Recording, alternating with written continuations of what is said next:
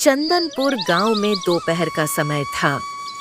रामू और श्यामू पेड़ की छांव में बैठकर सत्तू खा रहे थे। अरे श्यामू भाई, इस सत्तू में नमक थोड़ा तेज है, पर स्वाद एकदम झकास है। श्यामू हंसते हुए, अबे रामू, तू सत्तू खा रहा है या पूरे गांव का राशन? थोड़ा धीरे चबा, वरना डकार लेने के लिए भी गवाह ढूंढना पड़ेगा। मजाक छोड़ भाई, शहर जा रहा हूं पैसा कमाने। ये मेरी जिंदगी भर की कमाई है, इसे संभाल लेना।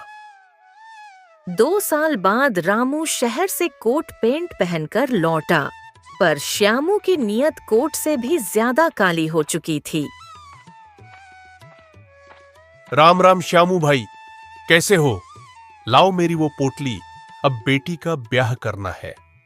श्यामू अनजान बनते हुए, कौन सी पोटली? कैसी पोटली? भैया, कहीं शहर की गर्मी ने तुम्हारा दिमाग तो नहीं सुखा दिया? मैंने तो आज तक सोने का सिक्का सिर्फ सपने में देखा है। अरे, उस दिन बरगद के नीचे खड़े होकर कसम खाई थी तुमने। बरगद? वो तो बेचारा खुद गूंगा है, वो क्या बोलेगा?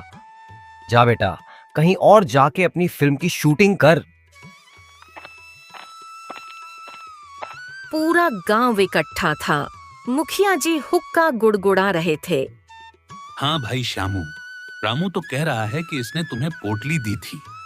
श्यामू नाटकीय अंदाज में, मुखिया जी, अगर मैंने इसकी पोटली ली हो तो मुझे अभी इसी वक्त काली माता उठा ले जाएं। रामू तो पागल हो गया है, शहर जाके इसका सॉफ्टवेयर खराब हो गया है। मुखिया जी, गवाह वो बरगद का पेड़ है। गांव का एक लड़का, लो भाई, अब पेड़ पंचायत में गवाही देने आएगा।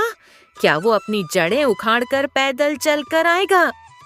मुखिया जी समझ गए थे कि दाल में कुछ काला है। रामू, जा उस पेड़ को बुला ला और सुन, कहना कि मुखिया जी ने स्पेशल समन भेजा है। अगर नहीं आया तो उसे कटवा दिया जाएगा। श्यामू मन ही मन, पागल मुखिया और उससे बड़ा पागल ये रामू। पेड़ कभी आएगा भला? समय बीतने के बाद, अरे श्यामू, ये रामू अभी तक लौटा क्यों नहीं? क्या पेड़ अपनी पत्तियां झाड़कर तैयार हो रहा है? मुखिया जी, वो पेड़ गांव के उस पार पुराने नाले के पास है। वहां पहुंचने में ही आधे चप्पल घिस जाते हैं। आने में तो शाम हो जाएगी। अरे वाह श्यामू, तुझे तो पेड़ का पता एकदम गूगल मैप की तरह याद है। जब तूने पोटली ली ही नहीं तो तुझे कैसे पता कि रामू उसी पेड़ के पास गया है? श्यामू का मुंह ऐसा बन गया जैसे उसने गलती से करेले का जूस पी लिया हो। वो तो मैं बस अंदाजा लगा रहा था मुखिया जी। अंदाजा नहीं, ये तेरा अपराध बोल रहा है। निकाल पोटली, वरना अभी इसी बरगद की टहनी से उल्टा लटकाऊंगा। रामू उसी वक्त हांफते हुए आते हुए,